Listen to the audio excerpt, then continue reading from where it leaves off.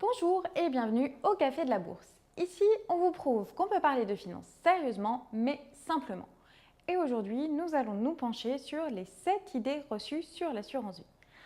Première idée reçue, l'assurance vie, ça sert juste en cas de décès. Bien sûr, l'assurance vie est un contrat par lequel l'assureur s'engage contre paiement des primes, donc de versement d'argent, par le souscripteur à verser un capital à une personne déterminée, le bénéficiaire, en cas de décès. Mais en France, l'assurance vie est aussi et surtout utilisée comme un véhicule de placement. Elle permet en effet de préparer un ou plusieurs projets pour en profiter de son vivant. Deuxième idée reçue, l'assurance vie c'est pour les riches. L'assurance vie est un véhicule de placement comme un autre qui permet à chacun de se constituer un capital à son rythme et selon ses moyens pour réaliser un projet immobilier, préparer sa retraite ou encore se constituer une épargne de précaution. Troisième idée reçue, l'assurance vie, c'est pas pour les enfants ni pour les vieux. Non, des parents peuvent tout à fait ouvrir une assurance vie au nom de leur enfant. Compte tenu de sa fiscalité attractive au-delà de 8 ans, il est préférable de souscrire le contrat avant que l'enfant ait 10 ans, ce qui lui permettra d'en profiter à sa majorité avec une fiscalité plus douce. Attention cependant, si l'enfant a moins de 12 ans, les deux parents devront donner leur accord pour la souscription du contrat. Si l'enfant a plus de 12 ans, son consentement est requis. L'assurance vie, c'est aussi pour les personnes âgées. Il n'y a pas légalement de limite d'âge pour souscrire un contrat d'assurance vie. Cependant, si vous avez plus de 70 ans, certaines règles fiscales changent, mais elles peuvent tout de même être avantageuses dans certains cas.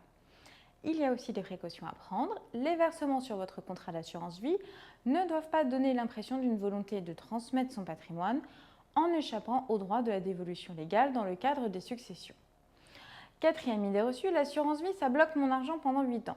Non, même si l'assurance vie est un placement recommandé pour le moyen long terme, en effet, pour les contrats de plus de 8 ans, le prélèvement forfaitaire libératoire n'est plus que de 7,5% et un abattement de 4 600 € pour une personne seule et de 9 200 € pour un couple est également appliqué chaque année sur les gains des rachats.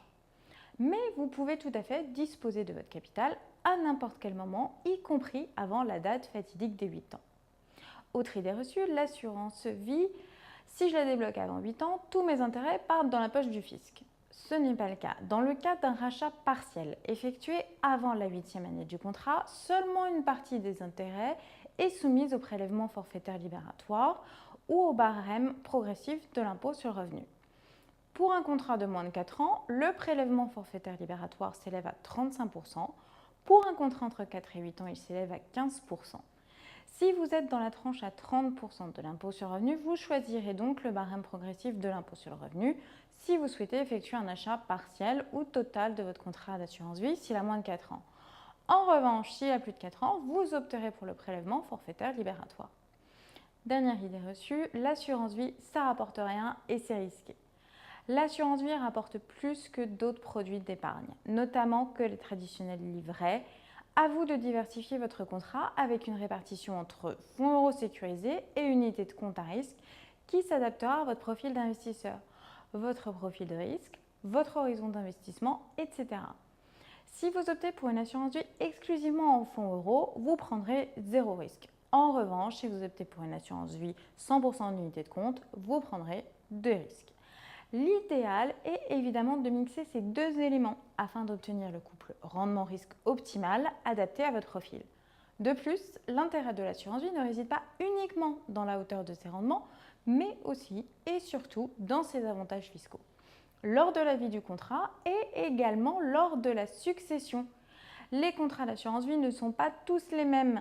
En fonction de l'assureur, les conditions, les frais, les supports d'investissement ou la performance peuvent varier.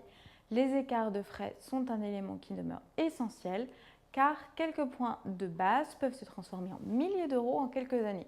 Soyez également vigilant à la composition du fonds en euros qui est majoritairement investi en obligations pour garantir le risque de perte en capital. Or, il revient au gestionnaire du fonds en euros de déterminer la répartition des obligations entre les émetteurs les mieux notés et des émetteurs moins bien notés, recherchés pour le rendement offert par leurs obligations. Enfin, portez votre attention sur les unités de compte.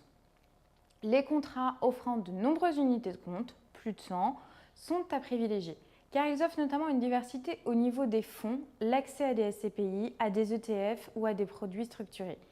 Il est important de bien choisir votre assurance vie lors de l'ouverture, car cette dernière ne peut être transférée d'un établissement à un autre.